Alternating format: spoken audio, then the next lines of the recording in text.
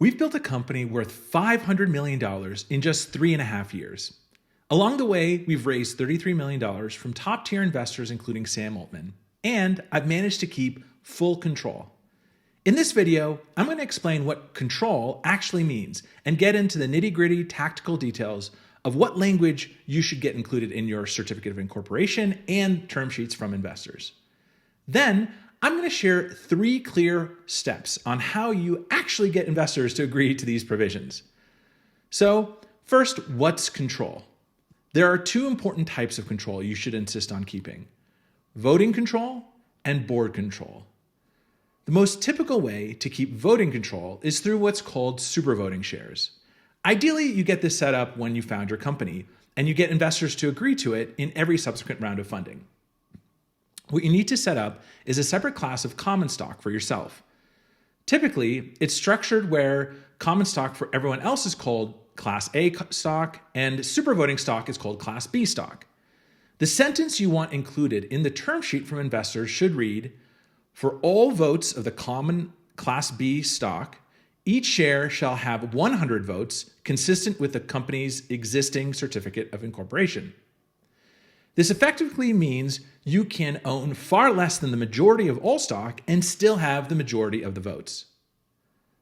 The second kind of control you should keep is board control. This is important because the board can vote to fire you as the CEO. It's a simple majority vote, as you've seen with what happened to Sam Altman. You can keep control of the board by controlling multiple board seats and having multiple board votes. For example, this is the language that was in our Series A. The holders of a majority of the voting power of the common stock, voting as a single class, will have the right to elect 2 members of the board, one of which will have 6 votes.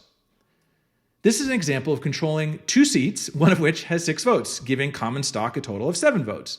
To get fired, you need 8 other board members or board votes to vote to fire you. If you never gave away that many votes, then you can't get fired.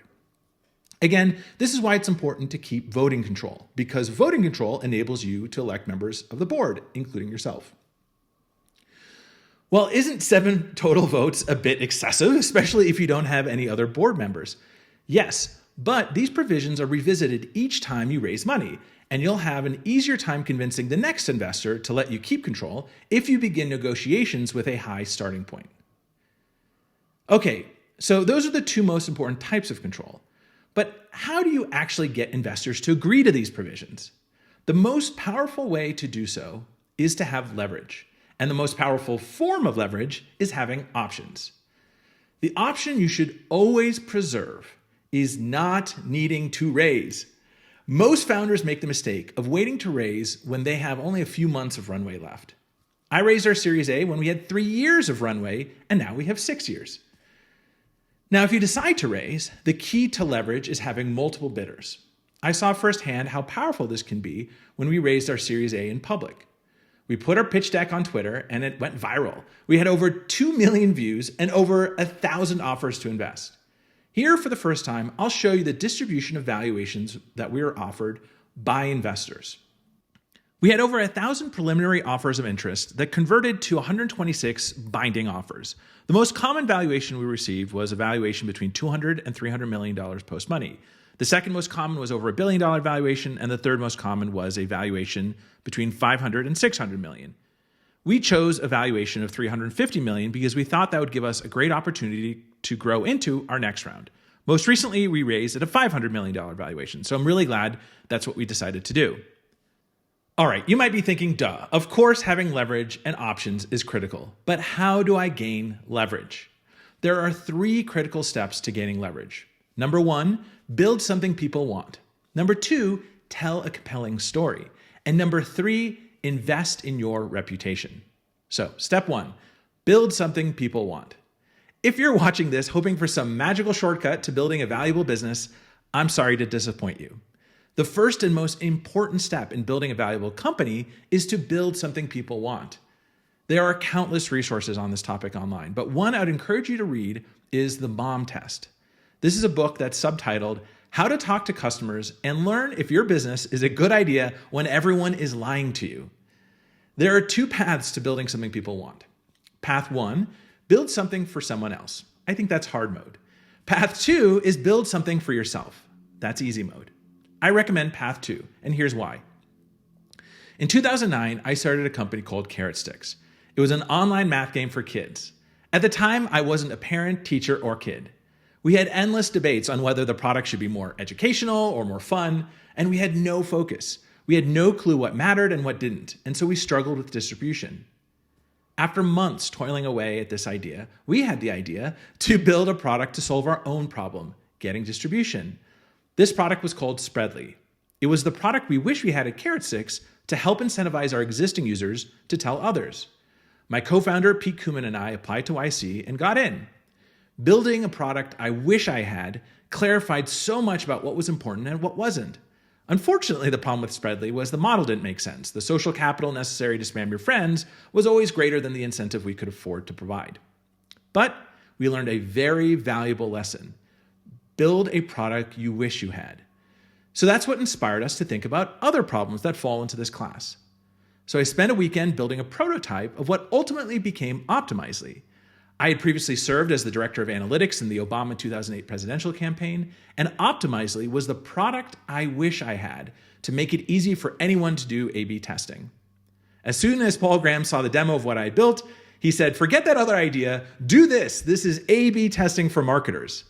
We went on to build a business that had $120 million in annual recurring revenue and sold it.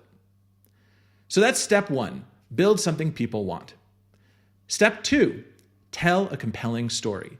It's not enough to build a great product. You need to tell a compelling story.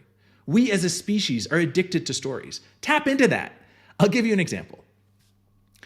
In my 20s, I started to go deaf. When I turned 30, I tried a hearing aid. It was magical. It felt like gaining a superpower. Ever since that moment, I've been on a hunt for ways that technology can augment human capabilities and give us superpowers. That led me to memory.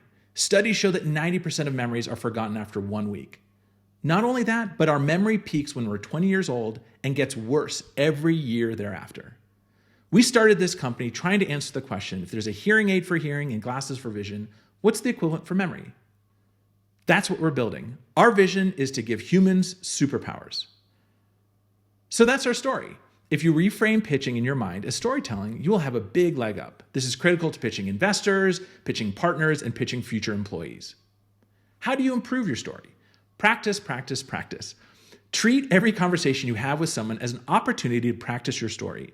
Record every meeting you have and listen for what you could have done better and incorporate it into your next pitch. Honestly, I rely on Rewind for this. It's my personalized AI powered by everything I've seen, said, or heard. Rewind records, transcribes, and summarizes all my meetings without an awkward bot joining the meeting. It's been an indispensable tool for me as a founder beyond just raising money. So that's step 2, tell a compelling story. Step 3, invest in your reputation. Now, if you embrace the last 2 steps, you might be able to raise a lot of money at a great valuation, but you still might not be able to keep control of your company. The key to keeping control is to find investors who trust you. And the key to trust is having a sterling reputation. As Warren Buffett famously said, it takes 20 years to build a reputation and 5 minutes to ruin it. If you think about that, you'll do things very differently. Your investors will do reference checks. They will turn over every stone of your past. And if you've ever done anything that tarnishes your reputation as a high integrity founder, you will have a hard time. Sure, there are plenty of counterexamples to this rule, but those are far and few between.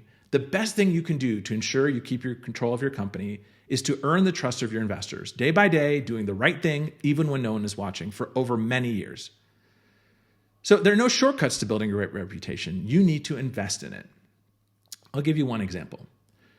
So in 2017, I decided to hire a professional CEO to take over Optimizely. Even though I had full board control and I couldn't be fired by our VCs, I thought it was the right thing for the company. So I put my ego aside and I did it.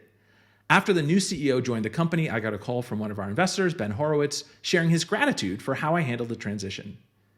5 years later, Andreessen Horowitz led the seed round for Rewind and is now our second largest outside shareholder. So that's it.